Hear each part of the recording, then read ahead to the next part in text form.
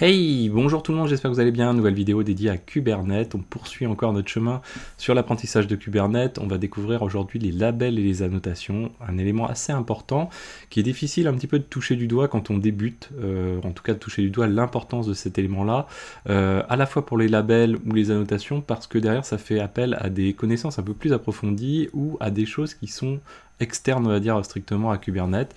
Par exemple de l'organisation d'équipe, par exemple la mise en place de CI/CD ou encore la mise en place de ce qu'on appelle des contrôleurs, on va en parler un petit peu tout à l'heure.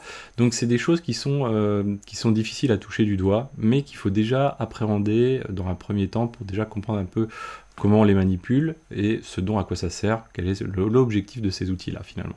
Donc n'hésitez pas à vous abonner pour ne pas manquer les prochaines vidéos, vous êtes plus de la moitié à pas être encore abonné, donc faites-le vraiment, likez également, c'est un très très bon moyen de soutenir la chaîne, commentez, ces trois actions-là vous coûtent pas grand-chose et cliquez sur la petite cloche, c'est un très très bon moyen également de soutenir la chaîne.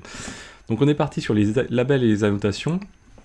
Alors, hop là, on va se remettre dans le slide.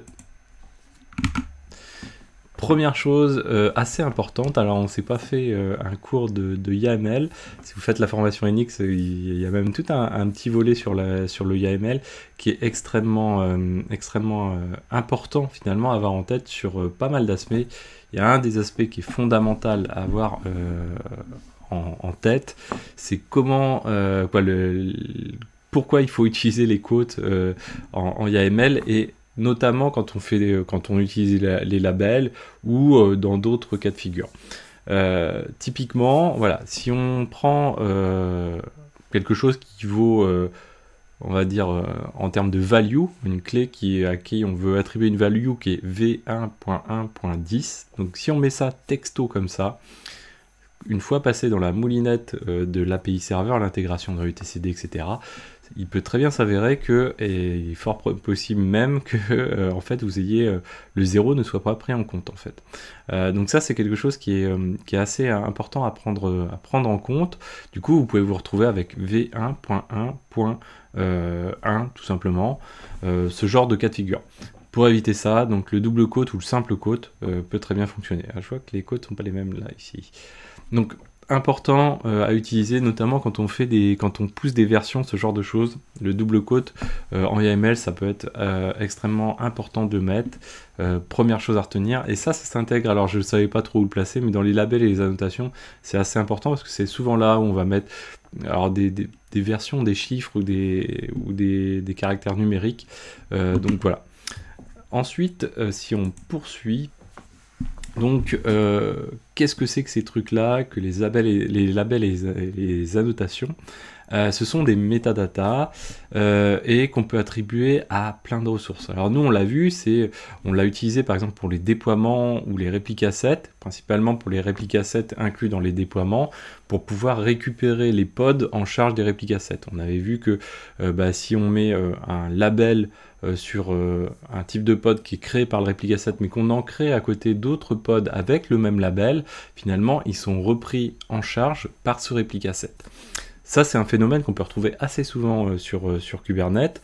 On va en parler tout à l'heure, c'est aussi à prendre avec attention, mais c'est quelque chose qui est très très important au niveau de Kubernetes. On retrouve ce même process-là, vous l'avez vu, là on a fait tout un volet sur les services, le même process exactement, c'est-à-dire que les services vont avoir un match label ou un label selector et vont donc pouvoir choisir, en tout cas prendre en charge des pods pour leur envoyer du trafic derrière, suivant le label qui est compris. Et ça, donc du coup, les labels, c'est très très important. Les annotations, on va voir juste après, qui sont un petit peu différentes.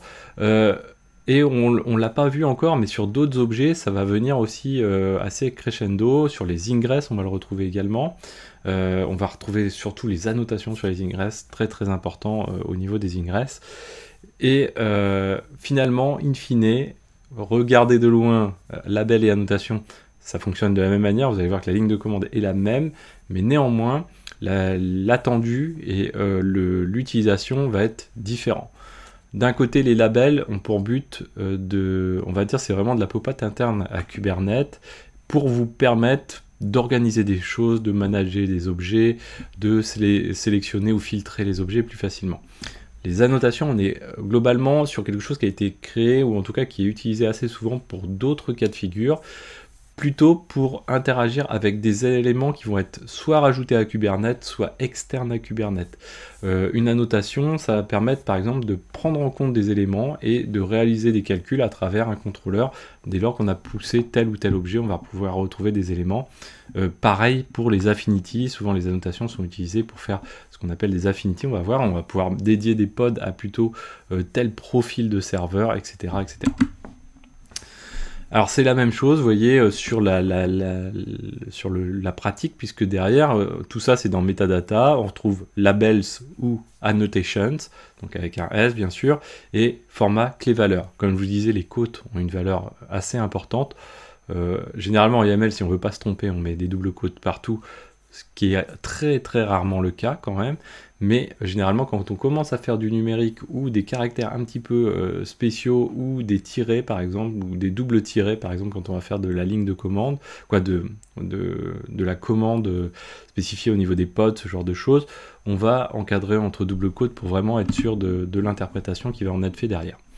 Alors si on fait focus sur les labels pour le moment, on va avoir des exemples d'usage qui vont être très très variés sur les labels, et comme je vous disais, ça reste un peu interne à Kubernetes, ou sinon ça touche à des éléments d'organisation. C'est pour ça que je vous disais, c'est difficile de trouver, de vous montrer des exemples factuels, quoi. Par exemple, ça va permettre le label de spécifier un environnement. Ça, on peut le retrouver assez souvent.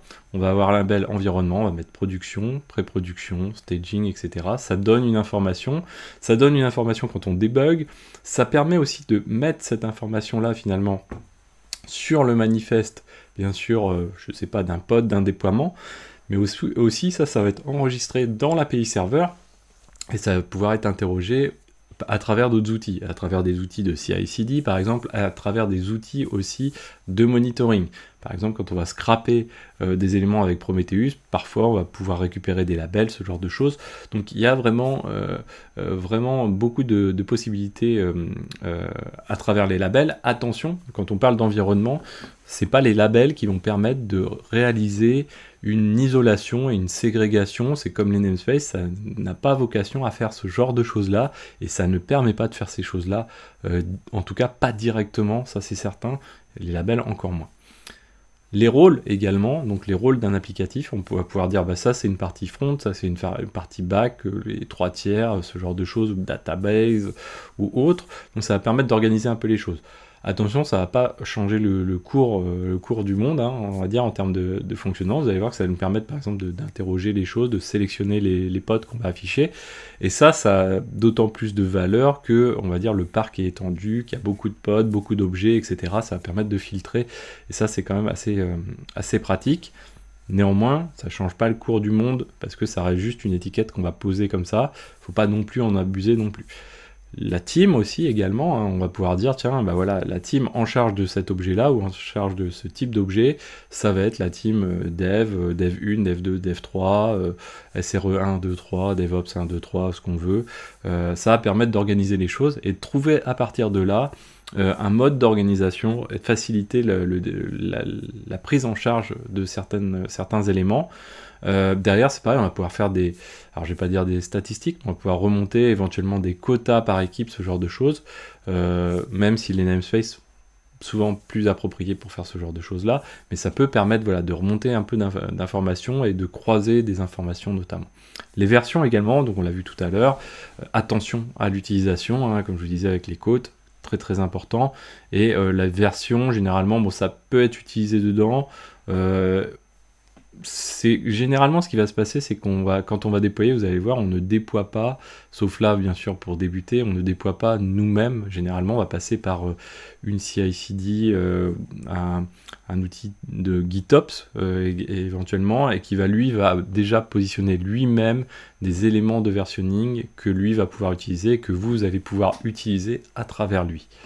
La localisation, par exemple, la région dans un cloud provider, ou des DC ou ce genre de choses, ça va être aussi assez intéressant si vous avez bien sûr une topologie de vos outils qui sont mixtes, c'est-à-dire que si vous avez déjà un cluster, que vous savez que ce cluster-là est en EU West 1 ou DC 1, ça sert pas à grand chose de rajouter un label dessus. Vous pouvez le faire parce que parfois, voilà, vous allez pouvoir récupérer cet élément-là dans un outil tel que du monitoring ou autre, et pouvoir ensuite remonter des métriques et en leur rajoutant cette composante-là. Mais il ne faut pas abuser non plus de ces choses-là. Alors qu'est-ce que ça permet de faire du coup, une fois qu'on a rajouté ces éléments-là à différents endroits ou avec différentes clés? Ça va permettre de sélectionner des déploiements, de sélectionner des services, de sélectionner des pods, donc d'être un outil de sélection d'objets pour éviter d'avoir tous les objets qui s'affichent, ou pour vraiment filtrer les objets pour faire des actions sur ces objets-là de manière mutualisée. Donc ça, c'est ce qui existe. Le meilleur exemple, toujours en mode selector, on va dire, c'est les logs. On va se faire une petite démo tout à l'heure. En gros, ce qui se passe, c'est quand vous avez un déploiement et que vous avez, je sais pas, 5 pods au sein de ce déploiement, eh bien, ce qui va se passer, c'est que vous allez vouloir, par exemple, regarder tous les logs de tous les pods de ce déploiement-là. Vous n'allez pas vouloir aller chercher un à un où est-ce que sont tombés vos logs. Et bien ça, vous pouvez le faire avec kubectl logs et le filtre qui va bien. Vous allez pouvoir aussi filtrer les objets du coup, et pouvoir aussi utiliser les pods Affinity pour les labels. Attention, c'est généralement plutôt utilisé avec les annotations, mais on peut faire aussi du pod Affinity avec les labels derrière.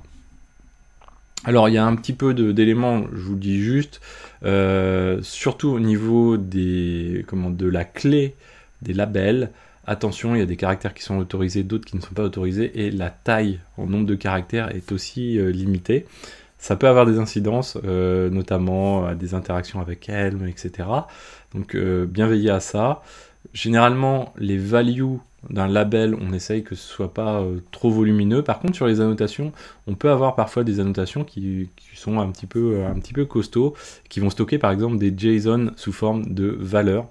Donc une clé et 2 points, un JSON derrière. Donc ça fonctionne également. Attention, il ne faut pas que ce soit interprété directement, hein, bien sûr. Il faut créer un bloc avec le pipe de YAML, par exemple, ce genre de choses. Alors, sur les labels, tout comme sur les annotations, vous avez cette page-ci que je vous invite à consulter si vous souhaitez vous donner un ordre d'idée. Je pense que c'est quand même intéressant de regarder. En gros, il y a des espèces de built-in labels, ou en tout cas des labels qui sont déjà fournis par Kubernetes, par différents contrôleurs, différents schedulers, kubelets, etc., qui vont venir poser des labels ou des annotations pour comment on va dire, catégoriser les choses le plus tôt possible dans la chaîne de création des objets, quoi, en fait. Et ça, c'est vraiment très très pratique. Par exemple, on va retrouver l'OS, l'OS version, le host name, on va retrouver pas mal d'autres choses, l'architecture, ARM, AMD, etc. On va avoir pas mal d'informations comme ça, et ça va permettre derrière, vous voyez tout de suite, hein, on va pouvoir dire, tiens, tel type, ça tu me le déploies que sur tel type de host, etc. Alors nous, ce qu'on va faire, on va commencer à acheter un petit coup d'œil. Voilà, on peut faire un kubectl get node show labels par exemple. Alors nous, on n'a qu'un serveur, hein, donc si je fais un kubectl get node comme ceci, on a notre get nodes ici. Première chose déjà, si on veut voir les labels, on peut faire un describe node comme ceci. Alors si on a beaucoup de nodes, ça va être un peu plus embêtant, mais derrière ici, on va retrouver ici, voilà, les labels, les annotations. Et vous voyez que ça, c'est donc nous on n'y a pas touché, hein, depuis le début. C'est quelque chose qui dès l'installation a été mis en place. On retrouve par exemple sur les labels, et ça c'est des labels finalement réservés, hein.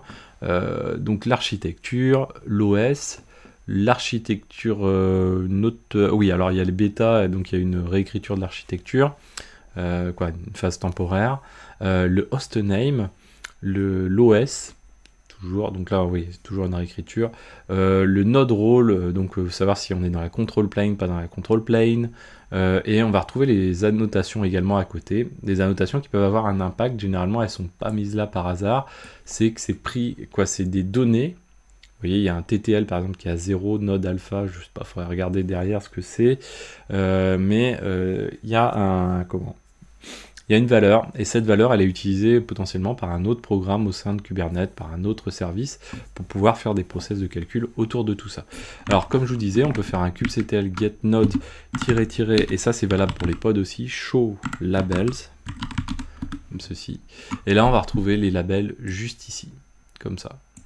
Ce qui est possible de faire aussi la même chose hein, pour les pods, pour les services, etc. Hein. On va pouvoir le faire pour tous. Et là, vous voyez qu'on a des pods qui tournent déjà. Et donc là, on a parmi ces pods qui tournent déjà, si je regarde kubectl get deploy, j'ai 3 déploiements différents. Bah, pareil, sur les déploiements, je vais pouvoir faire un show labels. Toc, voilà. Et là, vous voyez qu'on a un déploiement qui a, lui, par exemple, il a version 2, les autres l'ont pas. Par contre, on a toujours le app égale quelque chose, parce que, souvenez-vous, hein, quand on déploie un pod directement sans déploiement, on n'a pas le app égale, c'est pod, je crois, ou je ne sais plus, une autre clé, mais on a déjà un label qui existe. Là, ce qu'on peut faire également, c'est tirer grand L app, par exemple, et là, ça, c'est valable aussi hein, sur les autres objets. Vous voyez qu'on a une colonne, du coup, on a dit, tiens, affiche-moi le label app, pour tous les éléments, donc pour tous les déploiements. Donc là, on va être très visuel.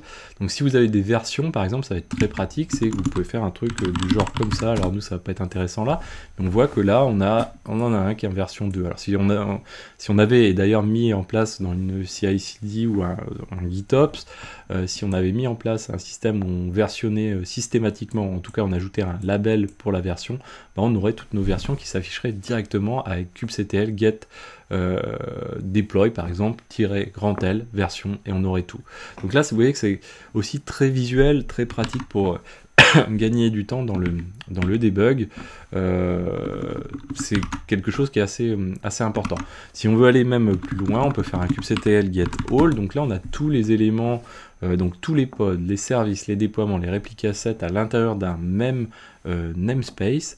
Et bien là, si je fais un show labels, et bien on va bien sûr avoir les labels pour tout ce petit monde directement. Vous voyez, complété ici, ici, ici, ici.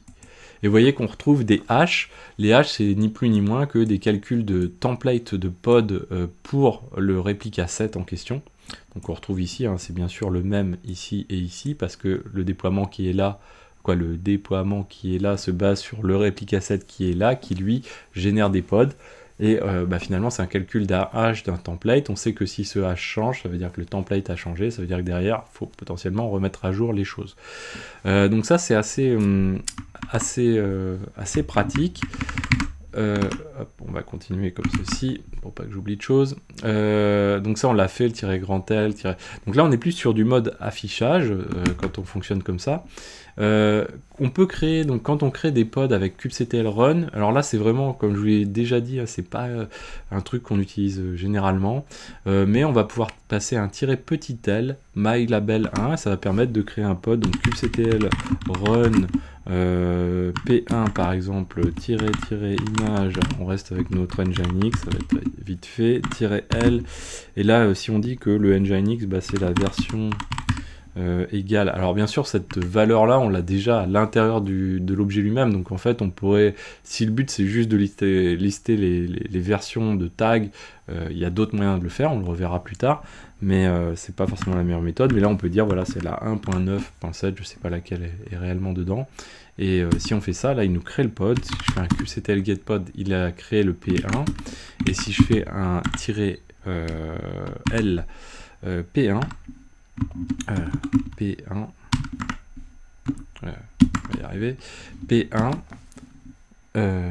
hop là, non, version égale 1.9, donc là oui, c'est le mode sélection qu'on n'a pas vu jusqu'ici, 1.9.7 j'ai dit, je crois, 1.9.7, comme ceci.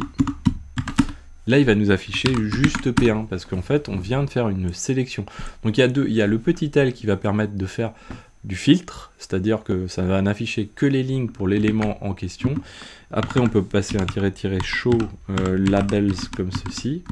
Donc là, ça va nous rajouter tous les labels, ou sinon, on peut passer aussi un grand L. Dans tous les cas, on peut le passer avec juste le label que l'on veut afficher. Et là, on retrouve juste le version.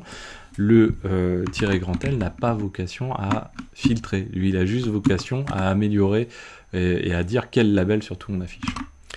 Donc ça c'est important. En gros, qu'est-ce qu'on peut faire? Donc là c'est des modifications. Alors je vous disais, donc il y a l'exemple des logs. Je sais pas si on l'a là, non on l'a pas là. On a l'exemple des logs. qui est assez intéressant. C'est-à-dire qu'ici, si je prends un kubectl deploy comme ceci, tout simple, on va supprimer les autres déploiements pour pas vous perturber. Deploy, donc on a Nginx 2 et Nginx 3 par exemple. On va juste garder notre deploy. Donc lui, il a 5 pods. C'est-à-dire que si je regarde là, j'ai 5 pods. Je vais aussi delete le pod P1. Donc lui, il a 5 pods, ok. Et ce que je vais faire, hop, ici, je vais ouvrir juste un autre terminal pour faire un petit test. Voilà. Et là, ce qu'on va faire, donc on a alors est-ce qu'on a un service? Je ne sais pas. kubectl get service. On a un service sur Nginx, ok. Donc lui, est-ce qu'il répond? Donc on va faire un curl à droite sur l'IP du service. Et on sait que l'IP du service, elle, là, on est en train de load balancer. Donc là, on vient d'envoyer une requête HTTP sur un des 5 pods. Le problème, c'est qu'on ne sait pas lequel des 5 pods. Donc si on veut débugger et qu'on ne sait pas du tout, on va s'amuser à faire kubectl logs. Et on va dire, bon allez, je prends au pif, je prends même pas forcément au pif, je prends dans l'ordre. Là, bon, a priori, il n'y a pas l'air d'y avoir de requête HTTP qui est passée par lui. Ok, donc je prends le deuxième. Hop, ok, pareil, pas de bol, mauvaise pioche. Je prends le troisième, on va peut-être réussir à le trouver quand même. J'ai pas envie de toutes les faire. Non, ok, kubectl getPod, keylog, j'aurais dû en mettre que 3. Le quatrième, on a notre requête HTTP, on a notre ligne. Ok, alors ça c'est pas cool. Du coup, vous voyez que c'est pas très marrant à faire. Donc du coup, on va faire un kubectl logs kubectl logs -l, et là on va dire app, parce qu'on sait que ça on l'a partout, on a déployé avec avec un déploiement, du coup on a le label app qui existe systématiquement, et on sait que notre déploiement il s'appelle Nginx. Du coup on va Nginx. Du coup là on a tout de suite tout, mais on peut se dire, bon ok, moi ce que je veux c'est suivre en direct ce qui s'y passe, et là ce qui arrive sur tous les pods. Donc là, si je passe quelques lignes, et que je renvoie une requête sur mon service qui va load balancer, là je retrouve bien celui-ci. Et je tombe sur un des pods, et là si je passe quelques lignes, que je relance un nouveau curl, je vais le voir passer aussi, et ainsi de suite comme ça. Et donc là je suis sûr de voir passer toutes les requêtes. Donc ça c'est hyper important d'utiliser, les labels sont très très pratiques pour ça. Alors attention, s'il y a trop de pods, vous ne pourrez pas fonctionner comme ça, puisque l'API serveur elle refuse derrière de fonctionner, donc il faut passer par d'autres outils éventuellement. Mais si on fait un kubectl scale deployment Nginx -replica et qu'on passe à 20 par exemple, là si on veut appliquer la même chose, alors on va attendre que les pods soient tous up, voilà à peu près. Donc là si on veut appliquer la même chose, et alors l'intérêt c'est aussi que là c'est dynamique le label, c'est à dire que au fur et à mesure que de nouveaux pods vont se créer ou se supprimer, là les logs on va vraiment suivre notre truc. Et là il nous dit, écoute, là tu es gentil, mais tu veux que je suive 20 streams de logs, puisque là on est en train de streamer chacun des logs de chaque pod. Et là il dit non, écoute, ça va pas être possible, là on est limité au maximum à 5, c'est pour ça qu'on était à 5 tout à l'heure. On peut augmenter ici, mais attention, ça a des effets, parce que tout ça, ça passe par l'API serveur, et vaut mieux éviter de le faire. Mais on peut augmenter, par exemple ici, et on va dire, bah là on peut aller jusqu'à 20. Et là j'ai mes 20 pods, mais alors vous voyez que là si jamais on a quelque chose qui balance beaucoup, ça va envoyer plein de flux, c'est pas forcément terrible non plus, quoi. Voilà pour ça. Ensuite, donc du coup, comment on fait pour rajouter un label à quelque chose par la ligne de commande? Donc, par la ligne de commande, c'est un peu, c'est la méthode qu'on utilise presque jamais aussi, hein. Par exemple ici, si je fais un kubectl get deploy de Nginx -show labels, comme ça. Donc là, on voit qu'on n'a que celui-ci. Je me dis, ah, mais il faut que je rajoute le label env production, par exemple. Donc on va dire kubectl label, et la ligne de commande est exactement la même à ce qu'on est en train de faire, la même pour les annotations. label, on va préciser l'objet sur lequel on veut rajouter un label, donc nous c'est deploy, le nom de cet objet, Nginx, et là on peut passer -- overwrite, qui n'est pas vraiment nécessaire, et on va dire env égale production, ok, toc, donc là si je relance, là j'ai un env production, et je peux en rajouter comme ça pas mal. Du coup maintenant je suis en mesure de faire une sélection sur ce label là. Je peux aussi cumuler les sélections, donc je peux dire je veux les applications qui sont que de env production et de app Nginx, les deux à la fois, et il va bien sûr suivre ce que je lui demande. On peut aussi faire du et ou, ce genre de choses, c'est un petit peu plus tricky, mais il y a pas mal de possibilités de le faire. De la même manière, là on a mis overwrite, en fait non, ça sert à rien. On peut mettre, alors qu'est-ce qu'on avait dit tout à l'heure, team, allez, on donne la main au dev, team dev, et là si je refais mon show label, j'ai team dev qui est arrivé. Ah, mais je me dis, ouais, mais non, en fait moi c'est pas, soit c'est pas au dev que je veux donner, soit je veux pas utiliser le label team, donc soit c'est pas au dev que je veux donner, donc là je vais faire team SRE, je crois que, hop là, ouais, là on est obligé par contre d'utiliser l'overwrite, c'est qu'à la création qu'on n'est pas obligé d'utiliser, et là si je fais un, hop, la show label, pardon, voilà. Mais là je me dis, ah ouais, mais en fait non, le team SRE, le label team, non, en fait faut pas l'utiliser, donc je vais faire un kubectl label, deploy Nginx, et on va dire team suivi d'un moins pour dire soustraction, suppression, et là il nous dit unlabeled et unlabeled. Donc ça c'est assez pratique. Alors je sais plus si c'est là qu'il faut que je vous dise un petit truc particulier. Donc c'est assez pratique, ça nous a permis de faire la suppression, la création, etc. Alors attention au type d'objet. Donc si on veut le faire sous forme de manifeste aussi, hein, c'est assez facile parce que derrière on peut faire donc on veut créer par exemple un kubectl create, on veut créer un deployment, create deploy qui va s'appeler p1 -- image nginx -- dry égale client -o YAML, ceci, avec un dry, voilà. Donc là, si on fait ça, on a tout, donc notre manifeste de déploiement, bien sûr. Et si on continue, on va dire que on va écrire tout ça dans notre fichier YAML, vim de p1, comme ceci, toc. Donc, on va faire du clair, le create timestamp, on n'a pas besoin, stratégie, on n'a pas besoin, create timestamp non plus ici, et ça non plus. Alors là, attention à ce qu'on fait, donc rajouter un label, c'est très simple sur un déploiement, il n'y a pas de souci, on va dire, tiens, finalement, je veux mon env production ici. Ok, donc là, je vais le faire, je vais faire un kubectl apply-f de p1, hop, et là je vais faire kubectl get, on va le retrouver ici, deploy, get deploy, show labels, voilà. Et là on a notre P1 avec notre env production, ça c'est cool. On se dit bon bah cool, je vais commencer, je vais faire un kubectl get pod-l env égale production. Parce que je m'attends à avoir mes pods dans production. Et là il m'en trouve pas. Ah, qu'est-ce qui se passe? Eh ben oui, en fait, quand on en revient ici, là, ce qu'on a changé, c'est le label strictement du déploiement, mais pas des pods qui vont être gérés et managés par ce déploiement. Donc là, on peut aller modifier ici, et on va les mettre dans le template de pod, de dire env, production. Donc là, c'est le label qu'on va rajouter à ces pods-là. Puis éventuellement, c'est pas forcément... comment on va dire, obligatoire, on peut ne pas le faire, c'est plutôt préconisé de le faire. Là, si on veut strictement que ce soit que ces pods là qui soient managés avec, parce que si on commence à créer des trous dans les labels entre le match label et les labels effectifs du template de label, peut-être qu'à un moment donné on va peut-être avoir un réplica set qui va commencer à vouloir manager des choses qui ne sont pas forcément à lui, donc ça peut être un peu délicat. Donc là, si on le fait comme ça, kubectl apply-f de p1, alors là on a un truc qui n'est pas passé, valide, selector, j'ai loupé un truc quelque part.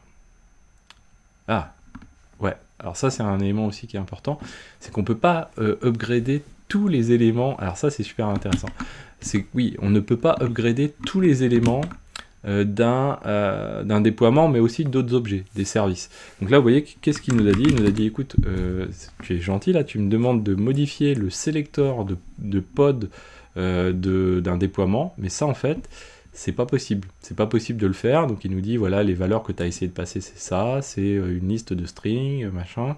Et il dit, ce field là, donc le field label selector, est classé comme immutable. Donc tu ne peux pas le changer. La seule manière de le changer, c'est kubectl delete deploy. Et on va supprimer. Alors on peut le faire comme ça. Delete. Non, on va faire delete deploy. On va rester sur un truc simple. Donc voilà, pas la peine d'aller sans congrès. Et donc là, si je réapplique kubectl apply -fp1, souvenez-vous, on voulait faire notre sélection sur le -l en production. Là, ça y est, on a notre pod qui est arrivé, donc il n'y a pas de souci.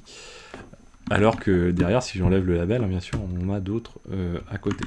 Donc ça, c'est important à avoir en tête, c'est que dès lors qu'on utilise un sélecteur, venir modifier des choses, ça peut avoir des incidences au-delà. Le label a quand même une portée très forte dans Kubernetes, très forte quand on utilise des match labels. Donc les incidences sont vraiment à prendre en compte, à la fois sur le calcul et à la fois sur l'élément qui chapeaute le tout au-dessus. Donc là, en l'occurrence, l'élément qui chapeaute, c'est pas vraiment le déploiement, hein, souvenez-vous, c'est le déploiement derrière qui utilise le replica set, donc ce bloc-là. Donc c'est le replica set qui ensuite utilise les pods qui sont juste derrière. Ouais, ça c'est l'exemple. Ensuite, les annotations. Alors les annotations, hein, sur le principe, on a la même chose à peu près, c'est-à-dire que par exemple un déploiement kubectl get deploy p1, donc on va faire un describe deploy p1, donc on est en train de décrire le déploiement p1. Dans les annotations, vous voyez qu'ici, on a déjà une annotation qui est ajoutée. Alors ça, on l'avait déjà vu, hein, dans les rollouts, c'est qu'on a une version de révision qui va venir s'auto-incrémenter à chaque fois qu'on va mettre à jour les choses. Donc là, l'annotation, vous voyez qu'elle est prise en compte, elle est prise en compte par le contrôleur également. Et nous, ce qu'on peut faire, par exemple, c'est si on modifie ici notre P1 et qu'on dit image, qu'est-ce qu'on va mettre? On va changer l'image, par exemple. 2.1.9.14 par exemple. Alors là, on pourrait se mettre entre double quote ou pas, etc. Est-ce que ça existe, ça? Est-ce que c'est pas V? Je ne sais plus.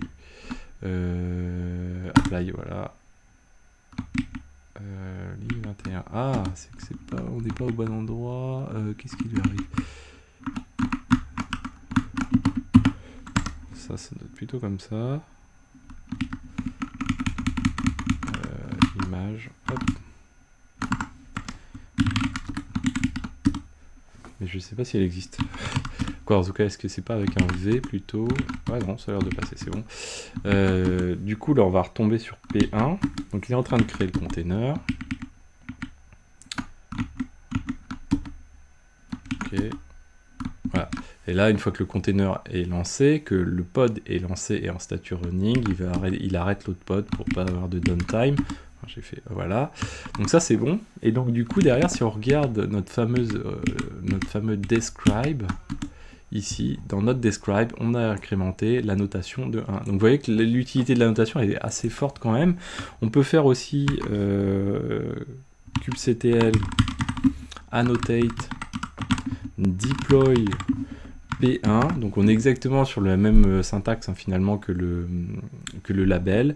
Et là on va dire que par exemple ça va être env égale production, mais là pour le coup c'est vraiment quoi, les annotations sont pas faites pour ce genre de choses.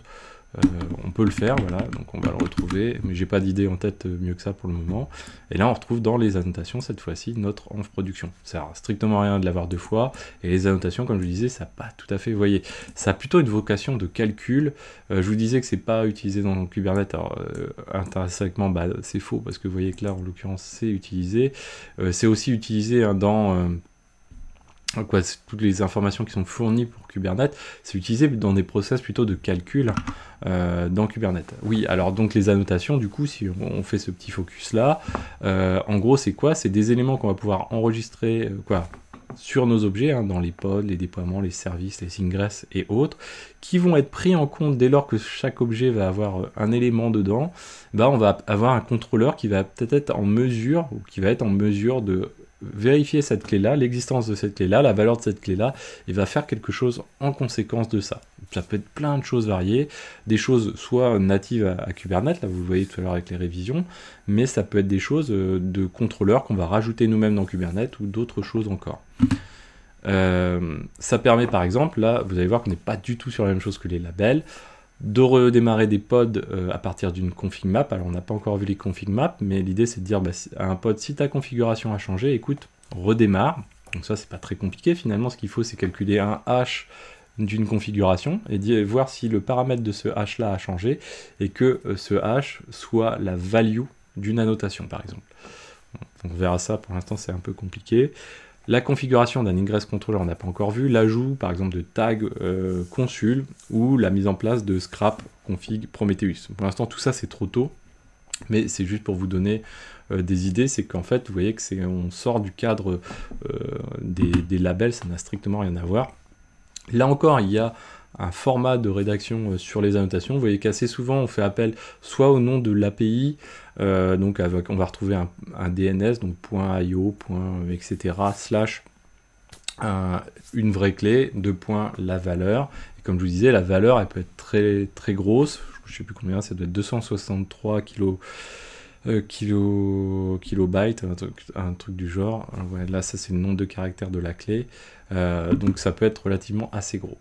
Un exemple, par exemple, sur l'ingress controller. L'ingress, c'est un objet au même titre qu'un service.